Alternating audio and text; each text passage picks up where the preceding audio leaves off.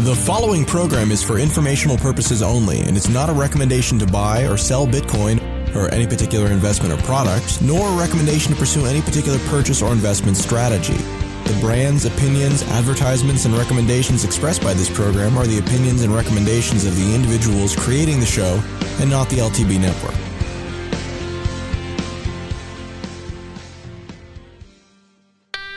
Well, hello, Southern California, and hello, world. If you've been listening to Dave Ramsey on KCAA 1050 AM, stay right there. This is the Mad Money Machine. I'm Paul Boyer. What we have here applies to you as well. Get in touch with the new world of Bitcoin. Coming up on this episode, it's the continuing battle of good versus evil. Is the post office evil? Is Garrick Heilman good? Is Mt. Gox evil? Is Andreas Antonopoulos good? Is Apple evil? Find out on this episode of the Mad Money Machine. Why is Bitcoin important for you, the Dave Ramsey listener? Well, the dream is that someday you can cut up those credit cards and pay for your online purchases using Bitcoin. No more going into debt. Also, you can keep some of your savings in Bitcoin and not have it inflated away like the dollar.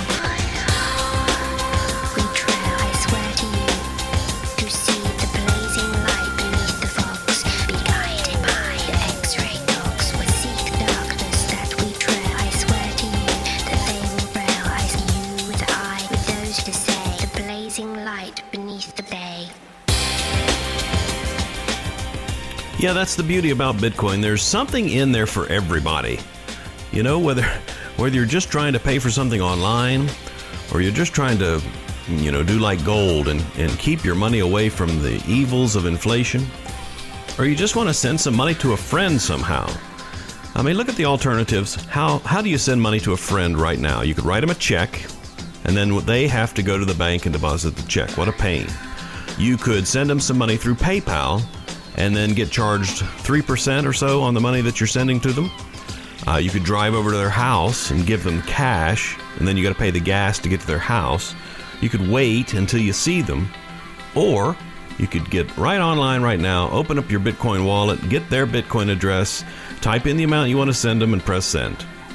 And you pay probably something like 7 cents fee to send them whatever amount you want to send them, $1, $10, $100, $1,000, $10,000, $1 million. And by the way, if you do want to send somebody $1 million, my address is on the website madmoneymachine.com. Well, I'm working on a lot of new segments for this show, and so stay right there. We will have a tool of the week. We will have a spin at the world's favorite game, Guru Roulette. Of course, we will take a minute to look at the Bitcoin market and see what it's been doing the past week. But before we get to all that, let's listen to this commercial message. Here's to the crazy ones, the misfits, the rebels, the troublemakers, the round pegs in the square holes, the ones who see things differently. They're not fond of rules, and they have no respect for the status quo. You can quote them, disagree with them, glorify or vilify them. About the only thing you can't do is ignore them, because they change things. They push the human race forward. While some may see them as the crazy ones, we see genius. Because the people who are crazy enough to think they can change the world are the ones who do.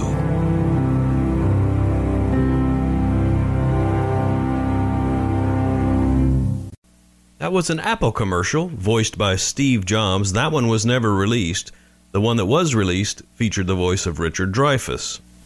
Let's hear now from some of the other crazy ones, the misfits, the rebels, the troublemakers, the round pegs in the square holes. What I'm going to shoot today is my iPhone 4S. The reason I'm doing it is because they have blocked all Bitcoin apps. And if I shoot this iPhone 4S, Round Peg has agreed to send me a Nexus 5. I'm at 300 yards and I have 23% battery life left, so I'm going to sprint down 300 yards and try and get this rifle on target as fast as possible. At which point he runs, and get ready for some violence, people.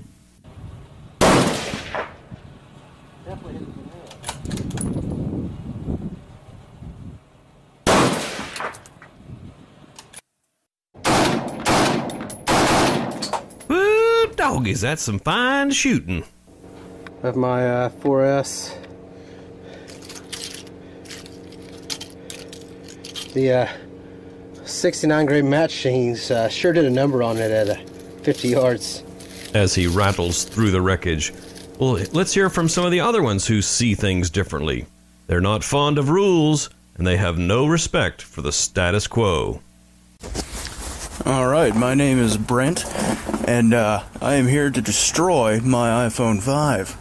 Yes, he sounds a little like Thurston Howell. Lovey, could you bring me my iPhone 5? But he looks a little bit more like one of the rebels, the troublemakers, the misfits. Now, there's a reason for this. That reason being, Apple has decided to effectively block any advances in Bitcoin, any sort of cryptocurrency, and for a company that promotes futurism and everything like that, this is not acceptable. Now, this is a machete. He must live in one of the no-gun states. And this machete is going to go through this iPhone.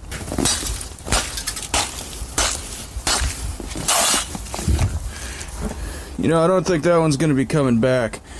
Looks like the screen's pretty well busted down to the digitizer. You can kind of see into the battery there. Let's hear from one more of the crazy ones, the misfits, the rebels, the troublemakers. And the whole reason behind this video is to smash an iPhone 5 or 5S because Apple is against Bitcoins. And now he reaches down and pulls something out of the Bitcoin tool crib.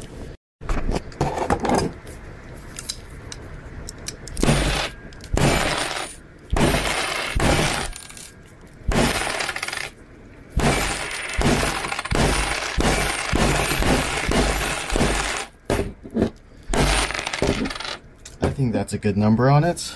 Oh, well, I just hope I don't get on these guys' bad side. I love Bitcoin, guys. I love Bitcoin. I love Bitcoin.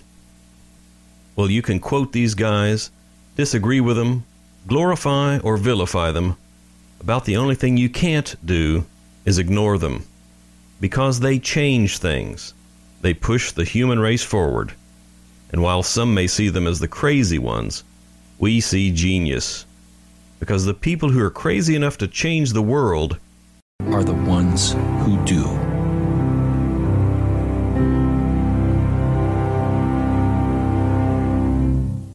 So if you haven't seen any headlines whatsoever, what all the hoopla was about was Apple removed an app from the App Store. It was from blockchain.info. It was their wallet app. And, you know, Apple had previously disallowed apps from, I think, BitPay and Coinbase. So we kind of knew this was coming. There had been 120,000 downloads of this application already. But I had to figure, yeah, the Apple is going to eventually remove this thing. And sure enough, they did. And why is it that they did that? There's two reasons people are speculating. The first reason people say is, well, Apple wants to be compliant with regulations, and they don't know what the regulation is on money transfer and all that sort of stuff. So they deleted it due to non-compliance with regulations. I'm not sure I buy that one. The second reason is they're coming out with their own payment system, which we speculate will be called iPay, and will include the iPhone 5S with its little fingerprint scanner and its proximity beacon and all this sort of stuff to allow you to buy things at other stores besides Apple stores and just have it charged through your iTunes account. If that's the case, they should be prepared for some antitrust lawsuits. I mean, it is their company, and they really can sort of do what they want, I imagine. Which is why all these guys, these crazy ones, misfits, rebels, troublemakers, are moving to Android. But hold on, hope is not lost for ye iPhone users. You can still use wallets from the websites using a web browser. So CoinPunk.com is one of the first HTML5 based apps, wallet apps, that you could be able to just browse to it using your iPhone browser. Blockchain is said to be coming out with an HTML5 browser-based app, and I'm sure there'll be others. So don't despair if you don't want to switch to Android. Hold on to your iPhone. Just go around Apple, you rebels. And now a public service announcement from Gavin Andresen. This is probably a good place for me to inject my standard public service announcement, which is Bitcoin's still an experiment, and it's still really cutting-edge technology. And so for ordinary people, I still tell people, don't invest your life savings in Bitcoin. Only invest time or money that you can afford to lose. Because there are a lot of hackers out there. Computer security is a whole nother topic that I could spend a couple hours talking about, the poor, sorry state of computer security. And part of my job as the lead developer for Bitcoin is to try to make it easy enough to use that I could actually trust my mom with some Bitcoins, which I don't at this point. I love my mom. She's not technical. If I gave her some Bitcoins, I'd really be worried that she would just lose them. Well, Gavin, stop doing all these silly interviews and get back to work and make this thing easy to use. Got a lot of clips from people on both sides of the Bitcoin argument, those that are evangelists for Bitcoin, and those that are sort of, I don't know, what's the opposite of evangelist? Detractor, certainly. Apostate might be another word. I don't know. So, no, that would be somebody who used to believe in Bitcoin that doesn't anymore. Also, we'll have a segment answering your questions about Bitcoin. Feel free to call the Mad Money Machine voicemail line at 571-366-7121. 571-366-7121. Go ahead and type it into your phone now. It's the Mad Money Machine voicemail line. Well, I'd like to start it off right now with a clip from one of those Bitcoin evangelists. It's Garrick Heilman. Right. I think one of the most exciting things about alternative currencies is the experimentation and, like you said, the way we can rethink what money means to us, what we want it to do. For example, I've heard talk of a education coin, if you will, that would be mined into existence through learning. So students completing, say, online learning games, and that's what generates new currency. And in a similar vein, now that Adam B. Levine has announced it on his Let's Talk Bitcoin show last Tuesday, I think it was episode 81, he's going to be creating a LTB coin that's used for the Let's Talk Bitcoin network of shows and services and authors out there. And so this will be literally coin of the realm for Let's Talk Bitcoin listeners as well as producers. And I'm very excited about that. Well, let's hear more from Garrick Heilman. The main thing I would say is that I do think people are starting to think more about money in ways they never have. And I guess in some ways that is, kind of breaking through a taboo. It's just not something people ever questioned before or wondered about. I mean, I asked people, in all sorts of countries, in your high school, your secondary education, did they ever sit down and explain to you how money comes into existence? And I haven't found a single education system yet where that's discussed as part of the core curriculum. I think he's got a really good point there. We are not taught what money is. I have a pretty vivid memory. Going back, it was 1995. It was right about the time Windows 95 came out. That was August of 95, if I'm recalling it correctly. It was about the same time that I was remembering sitting in my bedroom. Maybe I was holding a dollar bill in my hand, and I was asking, What is it that makes this thing worth anything? Why is this piece of paper money? Where does it come from? Where does it get its value? It was a question that took me a long time, quite frankly, to get to the answer of. Why is this piece of paper valuable? It's the same question people are asking right now about Bitcoin. Why is a Bitcoin valuable? And Garrick Heilman has a good point that we should be teaching people what is money. It's along with one of the basic things I think kids should be taught in high school is how to do finances, how to live in the world. Isn't that what education is for, after all? So who is this Garrick Heilman anyway? Well, he's an economic historian with the London School of Economics, and he's the founder of macrodigest.com.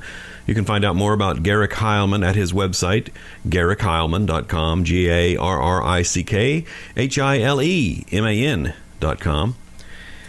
He said his bio says that he is best known as an expert on Bitcoin and alternative currencies. He's frequently sought as a speaker on the topic and makes regular appearances in the media, including CNBC, BBC, NPR, Al Jazeera, and Sky News. Well, I'd like to finish up the clip of Garrick Heilman talking about Bitcoin with his take on why Satoshi Nakamoto is so important to the history and lore of Bitcoin. I think the myth, though, if you put aside who might be Satoshi or who these people might be, I think the myth has been incredibly important to Bitcoin. I think there's two things that have gotten the media's attention more than any other. One is the question of whether Bitcoin is a bubble, big price spikes, and the second is who is Satoshi Nakamoto. One of the interesting things about having a kind of mysterious founder is we, as people, can kind of project things onto this founder. Buddha and Jesus never wrote anything down. We don't have any pictures of these people. We're all free to imagine what they kind of look like and maybe how they sounded. That's quite powerful because our imaginations can wrap things around these names like Satoshi, like Jesus, like Buddha. Did he really just compare Satoshi to Buddha and Jesus? I guess he did, and literally did, but maybe not seriously in a religious sense. Although, in a way, I've been thinking that there are elements of Bitcoin that people are kind of turning into a religion. We've got Saint Satoshi, the creator of Bitcoin. We have his paper about Bitcoin, which is our law, which is the law written by Satoshi. And of course, the first block generated by Bitcoin was by Satoshi for Bitcoin was the Genesis block. And then, of course, if you're getting into Mastercoin, you have the Exodus block. Another evangelist, Roger Ver, is the Bitcoin Jesus. And we've got Bitcoin, I always call it the battle of good versus evil. We had the Pope talking about how the internet is a gift from God. He didn't mention Bitcoin specifically, but it is interesting, this mythology of Bitcoin.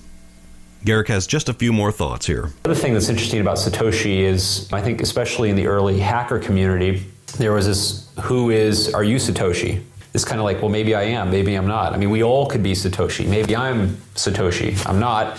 It allows us to kind of like play on these possibilities, I think, and that's something that can captivate people. I think the person of Satoshi Nakamoto was not only a cryptocurrency and software developer genius, I think they were clearly a marketing genius as well by really seeing the possibilities, whether accidentally or intentionally, and basically having this mythical person really as founder and then knowing when to disappear at the right time. Well, it really is fascinating to think about Satoshi Nakamoto, the creator of Bitcoin.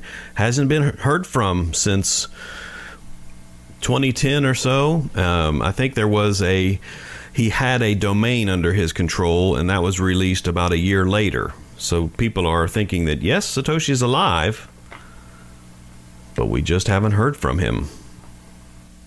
And one of the mysteries surrounding Satoshi is that Satoshi created the Bitcoins. He had the very first block created, which gave him 50 Bitcoins, and they haven't been spent. You can go out and look at that Bitcoin address. In fact, I used the tool from last week, which is shortcoin.io, and I created a link to the very first coin created. You can go to shortcoin.io/Genesis. That'll give you the Bitcoin address for the very first 50 Bitcoins created. That's the Bitcoin address that holds the very first 50 Bitcoins that were created. And then copy that address and paste it into blockchain.info, and you can see the transactions that have happened on that address. All transactions on that address have been inputs. There's only one input back from the original days. That was January 3rd, 2009. There have been 881 other inputs into that address since that time. I think it's just people around the world donating to Satoshi Nakamoto. Started out with 50 Bitcoins. It's now up to a total of 64.9 Bitcoins. So there have been 14.9 Bitcoins. That's about $10,000 in today's money have been given basically to the owner of this very first Bitcoin address. Now, the most recent transaction on that address was February 2nd of this year. Groundhog Day, Super Bowl Day. Somebody gave a half a millibit to that address, but they're just donating to Satoshi Nakamoto. It reminds me of people coming to the altar and placing down some flowers or some object in tribute to the Creator. Let's hear now from Apostle Andreas Antonopoulos, on the importance of the Satoshi mythology. I think the myth of Satoshi Nakamoto is one that can cause some confusion, especially to new people in the space. And primarily the reason for that is because in currencies that are centrally controlled, who has the control is vitally important. There is an authority of the central issuer of the currency, and the value of the currency is based on that authority. In cryptocurrencies that derive their power and trust from an algorithm, the authority of the issuer is really irrelevant. The authority of the creator of the currency is really completely irrelevant. And then Apostle Andreas went on to talk about how when you're doing geometry, it's not really important that you know who Euclid was, you know, the author of Euclidean geometry. But then Andreas talked about how he likes to think that maybe when he goes to conferences, Satoshi might be there. We may never find out who Satoshi Nakamoto was. I like to think that when I go to a conference, Satoshi Nakamoto is there, and she's pretending to be one of the audience. Well, since we're on the subject of Satoshi Nakamoto and his creation, or her creation, I thought it might be worth just a minute to read from his original paper, published in 2008, entitled Bitcoin, a Peer-to-Peer Electronic Cash System. Abstract. A purely peer-to-peer version of electronic cash would allow online payments to be sent directly from one party to another without going through a financial institution. Digital signatures provide part of the solution, but the main benefits are lost if a trusted third party is still required to prevent double spending. We propose a solution to the double spending problem using a peer-to-peer network. The network timestamps transactions by hashing them into an ongoing chain of hash-based proof of work, forming a record that cannot be changed without redoing the proof of work. The longest chain not only serves as proof of the sequence of events witnessed, but proof that it came from the largest pool of CPU power. As long as a majority of CPU power is controlled by nodes that are not cooperating to attack the network, they'll generate the longest chain and outpace attackers. The network itself requires minimal structure. Messages are broadcast on a best effort basis, and nodes can leave and rejoin the network at will, accepting the longest proof of work chain as proof of what happened while they were gone. I encourage you to go out and get a copy of the paper yourself. Go to bitcoin.org/bitcoin.pdf and read it. It's only 9 pages long. The last page is references, so really only 8 pages long, made up of 12 short sections describing the peer-to-peer electronic payment system. Time now to pull something out of the Mad Money Machine Bitcoin Tool Crib. It's the Bitcoin Tool of the Week. Well, a couple of shows ago, I gave you a tool that was a way to track Bitcoin addresses that you might own, or Bitcoin addresses that someone else might own for that matter, and that was CoinSpy.io.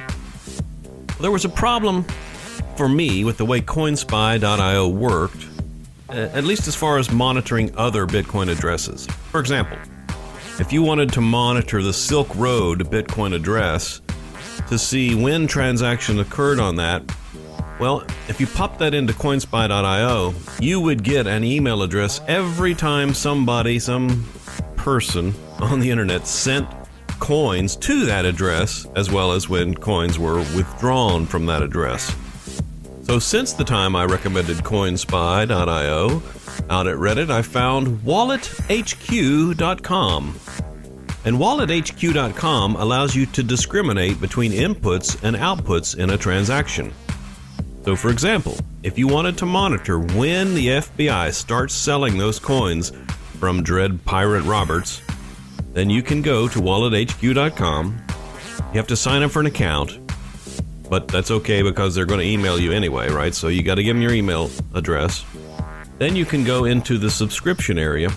You can enter in that Dread Pirate Roberts Bitcoin address, which, by the way, I mentioned earlier, you can go to shortcoin.io/DPR now. I've made that Shortcoin address. Shortcoin.io/DPR will get you the Dread Pirate Roberts Bitcoin address. Copy that and paste it into Wallet HQ. Give it a label there. I put mine as DPR.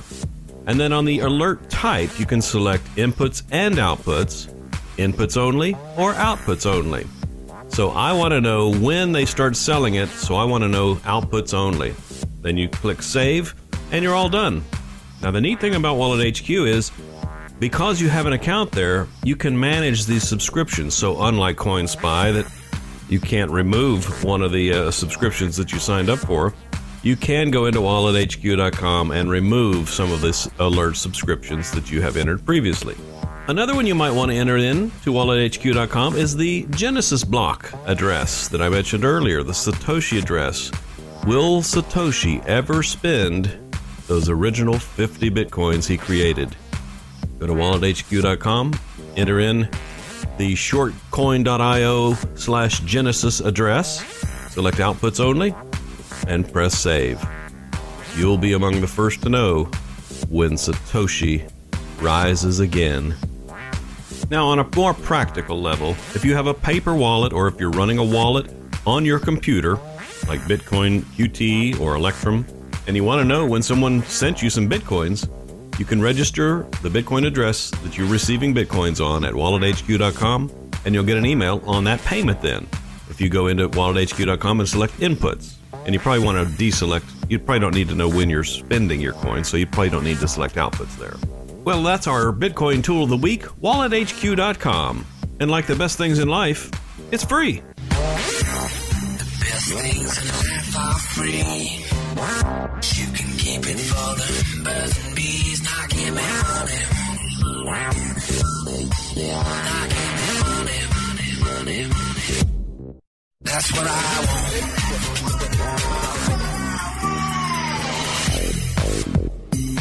I'm Paul Boyer. You're listening to the Mad Money Machine. If you like what you're hearing, do two things for me, please. Go out to Twitter and make a tweet, including @MadMoneyMachine, and say whether you like the show or not. And then secondly, go to madmoneymachine.com and click the donate button there, or scan the QR code, or click the address, or whatever, and send some Bitcoins my way. There's also, for you folks, you know, there might be some folks out there that don't even have Bitcoin yet. There's actually a PayPal button. Yes, old-fashioned money. You can send it to me that way as well. Please help keep the Mad Money Machine going. This is all I do. And if you don't have Bitcoins, here's a question. Would you be willing to go to the post office to buy Bitcoins? Well, that is something that came up the past couple of weeks. The U.S. Postal Service is exploring adding Bitcoin exchanges. Now, don't hold your breath that it's going to happen within the next couple of months. This is not operating on Bitcoin time now. This is operating on Postal Service time. They're saying that even if they did this, it would take years. Well, it does kind of make sense. They do more than handle letters and packages. They actually have existing banking and money transmitter licenses that they could leverage to use to be able to convert dollars to Bitcoins, or perhaps Bitcoins to dollars. And as I understand it, there's a post office in every zip code. Question, of course, would be how much fee would they charge? Well, for more information about this, let's go to Bloomberg. Jim? How serious is this that the Postal Service might get into Bitcoin? I know, Betty, it sounds really strange, doesn't it? You don't think of the Postal Service and Bitcoin or virtual currency in the same sentence.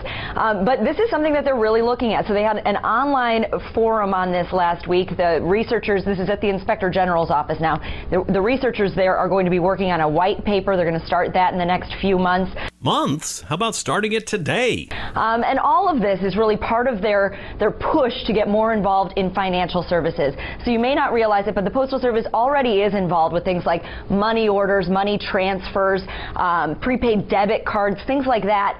So this would really be the next frontier for them. And some of the reasons they think they're positioned to do this, they've got a brand that people trust. They've got nationwide reach, so they've got 36,000 different brick and mortar offices that people would be able to walk in, buy their Bitcoins, get Bitcoins loaded onto their phone, and potentially even withdraw some of those Bitcoins. They also have a money transfer license, and those are pretty coveted and difficult for startups to get, so that would give them an edge. Yeah, the only difference is a startup will actually start up. Betty? Megan, what about regulation here? Yeah, there could be a lot of concerns about potential regulation, especially with what we've seen transpiring in New York. But keep in mind, Betty, this would have to go through a lot of internal hurdles. So we're talking about a few years out. They're hoping, and the researchers are hoping, that at that point there will be harmonization, that there will be federal regulations on the books, not a patchwork of different state laws. And of course, that's going to be important for the future of Bitcoin as well, how that plays out. And for more on this story, let's go to Bloomberg's Bitcoin expert, Matt Miller. Are Bitcoin enthusiasts, Matt, like, are they really supporting this? Are they getting behind the Postal Service? Well, we need, well, I mean, they do anything to really legitimize it. Bitcoin enthusiasts, there are a lot of them, so they don't do everything en masse, right? So I'm sure there are different opinions, but I know a lot of people who are working very hard. Matthew Mellon of the Bank of New York Mellon family, Alex Waters, one of the original Bitcoin developers, are working with a group called Coin Validation, and they're holding talks on a regular basis with Congress people to try and help get this regulation through, to kind of try and explain it to everyone and make it easier to use, to link names to accounts. And I mean, it seems like the obvious next step to me. Oh my Satoshi. I'm not sure that I agree with all of this now. Yeah, we don't. First of all, coin validation is a horrible, horrible thing. We don't want to discriminate between one Bitcoin and another Bitcoin. Just like all dollars are the same, all Bitcoins should be the same. It's called fungibility. The second thing is, no, we don't want to have to register our names in order to buy a Bitcoin. Why does everything have to be tracked? Why does everything in the world that we do have to be tracked? And tracked by the government? You know, Bitcoin is a worldwide thing. You're going to put U.S. at a disadvantage if you make U.S. people track their Bitcoins. You've got Matt Mellon, descendant of the famed banking family, Mellon Bank. There's no possible conflict of interest there, is there, between banking and Bitcoin? And he linked up with this guy, Alex Waters, which I read at Forbes. This is sort of ironic. He's a former core Bitcoin developer and the then chief technology officer at BitInstant. BitInstant, the company that Charlie Shrem founded, the company that Charlie Shrem was arrested for performing money laundering for, allegedly. What a tangled web we weave. And running off to Congress. We want coin validation, Congress. We want coin validation. You want coin validation. It's like running home to mommy every time somebody looks at you funny. Goodness gracious, Bitcoiners. Can't you leave well enough alone? Can't you let innovation thrive? Can't you let creative destruction take its own force? I just don't know about this anymore then. If the Postal Service has to have coin validation in order for me to go buy a Bitcoin. No thanks. I mean, you hear what they're saying here, right? You'll take your money. You'll take your $100 to the post office. You'll say, I'd like to buy some Bitcoin. And they'll say, okay, it'll be $100, you know, how much do you want? I want $100 worth. You give them the $100. You hold up your phone or something. They zap the Bitcoin to you. Oh, no. It's not that simple. First, you have to put your name, your social security number, your home address, all this information about you. Then they'll zap the Bitcoin to you for your $100. No, thank you at all. A Bitcoin registry. Goodness gracious. Why don't we have all our names and social security numbers in the blockchain? Ridiculous. Now, I'm not saying that this is going to happen or this is what they're planning on happening, but, you know, who'd put it past them? On the other hand, though, we've got a good guy in our corner. Daryl Dwayne, the head of the Washington, D.C. Bitcoin meetup group, whom I've met a couple times. He's mentioned in this CoinDesk article. It says that he was initially approached by the USPS and later helped promote the event where they got together and talked about whether the USPS should get involved in Bitcoin. The article mentions, he says, there were suggestions like if someone made a post coin, what would that be, or how could that help? If we were to employ this technology to support post office operations around the world internationally, how could cryptocurrency help post offices to do their business, Dwayne said. Well, the article at CoinDesk.com says that experts from Federal Reserve Bank of Chicago, Booz Allen Hamilton, which is where Snowden used to work, George Mason University, and the Bitcoin Foundation were on hand to speak about Bitcoin, its use cases, and its implications in the wider economy as part of the 2.5-hour meeting. Well, like I said, don't expect anything for several years out of the post office, and by then we'll be on to the next big thing. By then we'll have ATMs located at every corner that do this for us, and hopefully they don't require us to put in our social security number. It's time now to play a round of the world's favorite game, Guru Roulette. I've replaced the numbers on a roulette wheel with the names of Bitcoin gurus. I'll spin the wheel and roll the marble, and for the selected guru, give it a little background on their Bitcoin philosophy. So here we go. And the winner this time on Madman Machine for February 11th, 2014 is Roger Ver.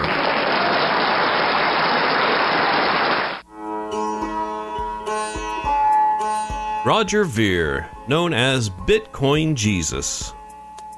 Roger Ver has served as the full-time CEO of MemoryDealers.com, directly employing about 30 people and serving happy customers around the world. In early 2011, Roger discovered Bitcoin. Memory Dealers became the first mainstream business to accept Bitcoins as payment, and Roger has since become the most prolific Bitcoin-related startup investor. Roger has funded the seed rounds for such Bitcoin startups as Bitcoin Foundation, BitInstant, CoinLab, Blockchain, Ripple, Kraken, Coinapult, Bitcoin Store, and Bitcoin Chip-In. Well, Roger was on CNBC last November at the peak of the Bitcoin price, and here's what they had to say. Bitcoin Jesus joins us right now via Skype. Roger, welcome to the show. We want to know, how did you become the so-called messiah of cryptocurrency? I found out about Bitcoin almost 3 years ago, and when I discovered it, I realized that it's the most important invention in the entire history of the world since the internet. Let me just stop right there if I can, because this is something Roger says over and over, and it's actually on his website.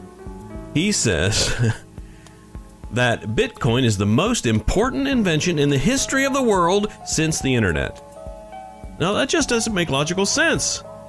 I mean, here's a way to rephrase it. It's the most important invention in the history of the world other than the internet. That's the way to say it. I mean, it's like me saying, this cup of coffee that I've got this morning is the best tasting coffee I've had in the history of the world since yesterday. I mean, there was a cup of coffee 3 days ago that was the best tasting cup of coffee in the history of the world, but this one this morning is the best tasting cup of coffee in the history of the world since yesterday. Anyway, let's keep going with Roger.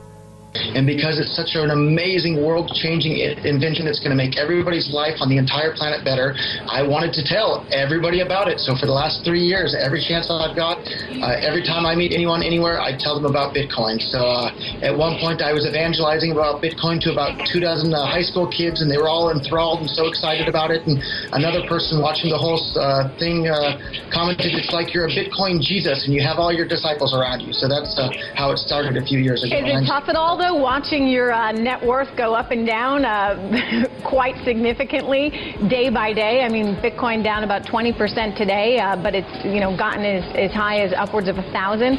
What's that like? The volatility? Yeah, to be honest, the reason I'm involved in Bitcoin isn't to day trade or speculate or watch that sort of thing on it. I'm involved because I think it's going to make the lives of every single person on the entire planet better. Explain what that means. It's hard for me to necessarily support you on that one. Okay. Well, for example, governments all over the world love to print money. If you or I do that, we get sent to jail for counterfeiting. When governments do that, they call it fancy things like a quantitative easing.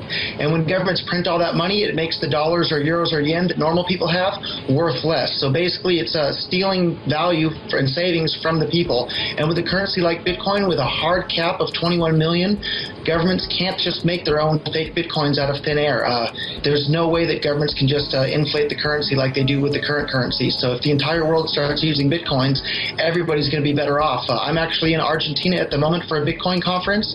It's a great example of a country that has all sorts of ridiculous currency controls. I actually sent $1 worth of Bitcoin from here in Argentina to the producer of your show about a half an hour ago. With any other payment system, that would be impossible without getting government permission. With Bitcoin, you can send and receive money with anyone, anywhere on the planet, and there's absolutely nothing anyone can do to stop it or control it in any way. And that's a really, really exciting thing, and it's never existed before in the history of the world. Roger Ver, we love you. Don't quit doing what you're doing. Keep preaching the word of Bitcoin. You're the best Bitcoin evangelist in the history of the world. Congratulations, Roger Ver. You're the guru on Mad Money Machine for February 11th, 2014. I'm Paul Boyer, and you're listening to the Mad Money Machine. If there's anything at all you like about the show, please go on Twitter and tweet something to @MadMoneyMachine. Also, go to madmoneymachine.com and please give generously. Well, there was this other little piece of interesting news that happened this past week.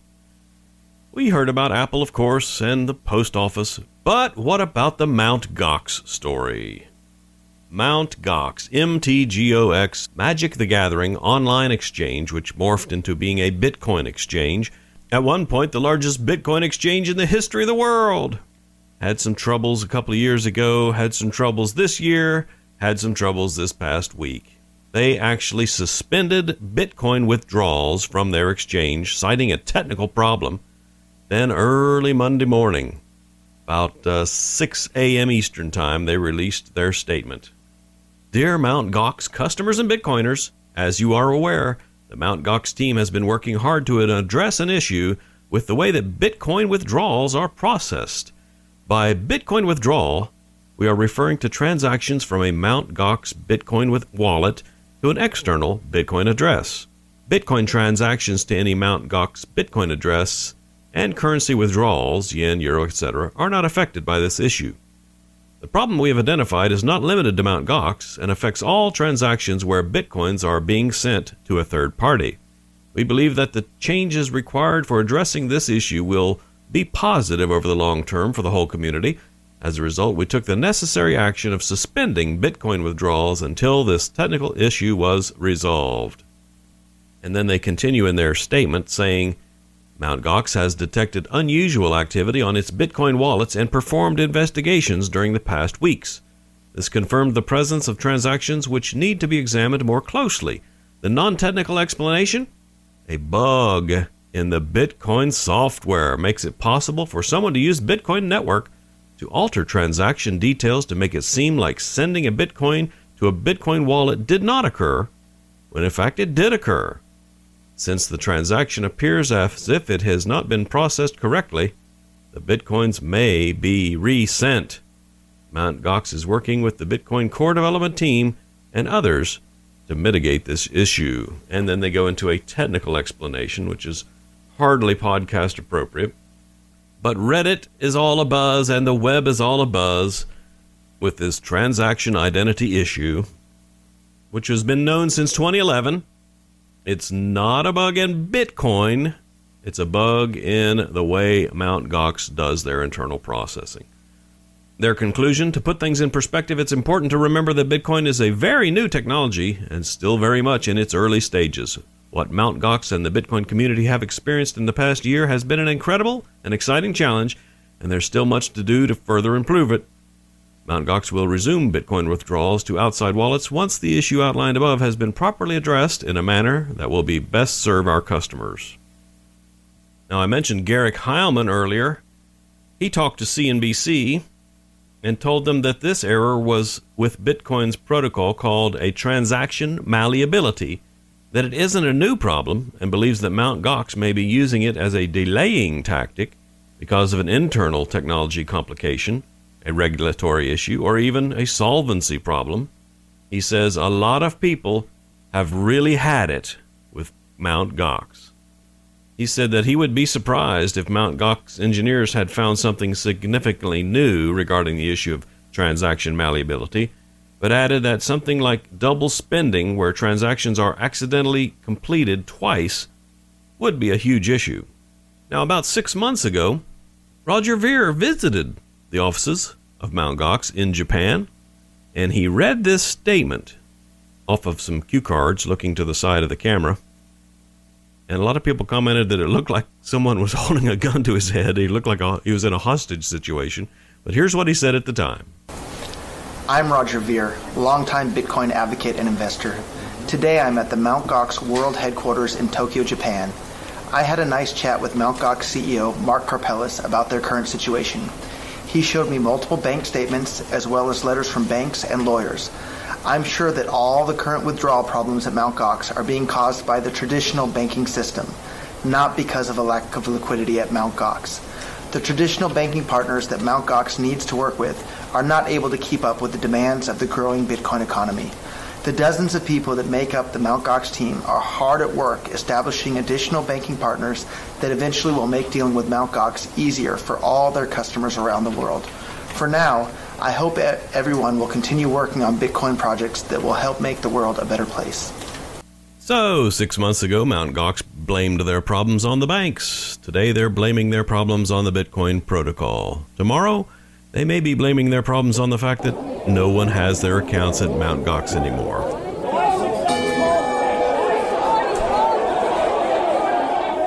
Let's take a minute and see how all this news affected the Bitcoin market. Well, the current price of Bitcoins is about 68 cents per millibit. The total number of Bitcoins in circulation, 2.34 million. That's a market cap of 8.39 billion. The average time between blocks is right at about 10 minutes, where it should be.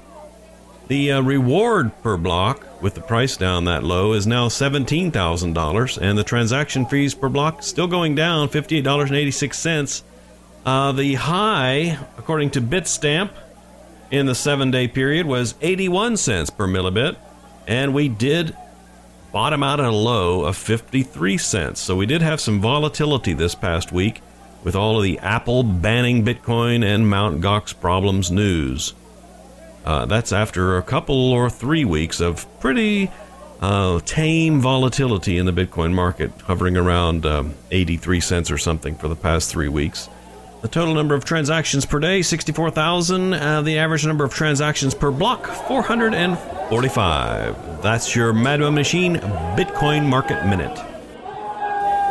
Let's hear some thoughts now from Apostle Andreas on how the majority of Bitcoin owners treat the swings in market price.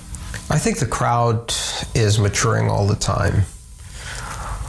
But at the same time, I'm not naive enough to think that the people who buy Bitcoin today buy it because of a deep conviction in the principles of decentralization, or because they see the enormous potential and impact decentralized consensus has on the future form of our culture and our world. They see Bitcoin as a speculative opportunity. The vast majority of people who buy Bitcoin because they've seen the price go up and they want to make some money. And so when the price goes down, since they have no particular conviction, they'll sell pretty in a panicky fashion. Yes, they'll sell, and indeed they do. You know, I mentioned Apple banned Bitcoin. Well, they didn't ban all of Bitcoin apps. There's plenty of Bitcoin apps on the Apple Store, on the App Store for iPhone and iPad. One of them I have is called Coinbits, and I used that to good effect yesterday morning, Monday morning. The Coinbits application alerted me that the price at Coinbase had dropped under $600. Ran over to my computer, was able to purchase some fractions of a Bitcoin for the price of about $5.58 per Bitcoin. So thank you, Apple, for not banning all Bitcoin apps.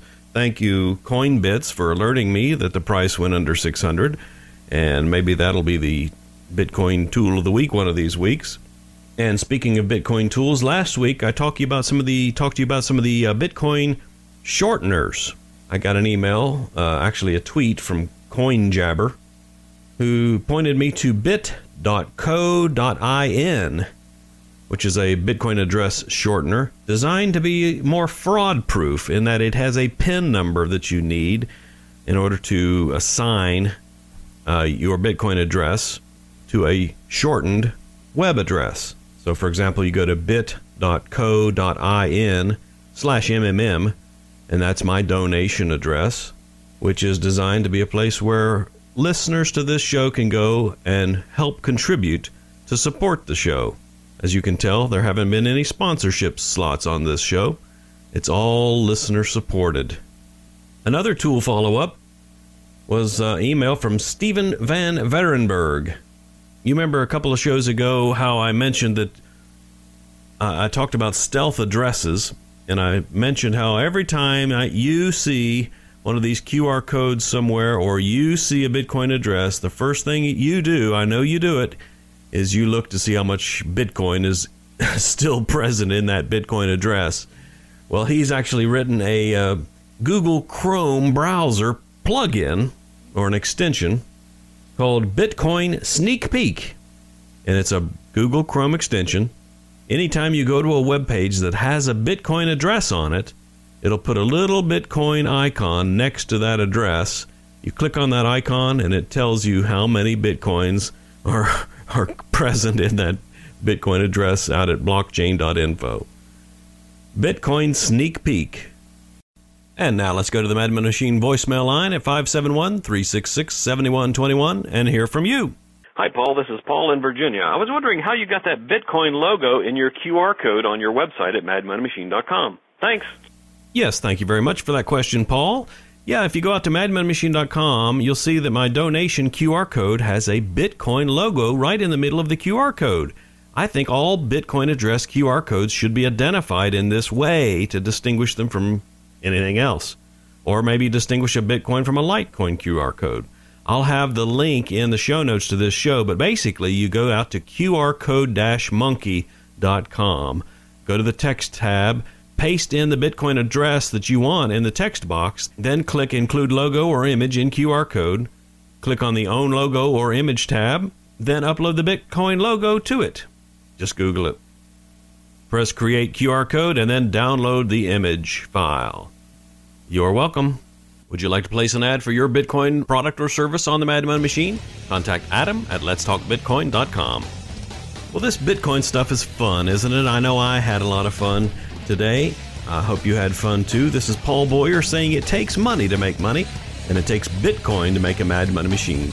I'll see you next Tuesday, 2 p.m. at KCAA and on the internet. In the meantime, would you buy some Bitcoins, spend some Bitcoins, donate some Bitcoins, and then replenish your Bitcoins? And can I ask a favor of you? If you found anything at all you like about this show, would you tweet that and include @MadMoneyMachine to help others find the show? We need to spread the gospel about Bitcoin. The more people that buy Bitcoins, the more valuable yours become. Call the Mad Money Machine voicemail line and ask your question at 571-366-7121. That's 571-366-7121. You can find it on my website, madmoneymachine.com. You can email me, bitcoin@madmoneymachine.com. And, of course, Facebook, Twitter, and Reddit, Mad Money Machine. Also, I would encourage you to catch some other Let's Talk Bitcoin Network shows. Ed and Ethan's Bitcoin Report. Did you hear the one last Wednesday? Fantastic interview with Trace Mayer. The hour-long show went by in about 15 minutes, I think. Bitcoins and Gravy on Thursdays, 7 p.m. KCAA, or letstalkbitcoin.com. Check out Stephanie Murphy's new show, 5 p.m. Mondays. Also, Sovereign BTC, the Sovereign Individual Show. Lots of great shows out at Let's Talk Bitcoin, including, of course, Let's Talk Bitcoin itself. Thank you so very much. I'm Paul Boyer. I'll see you next Tuesday.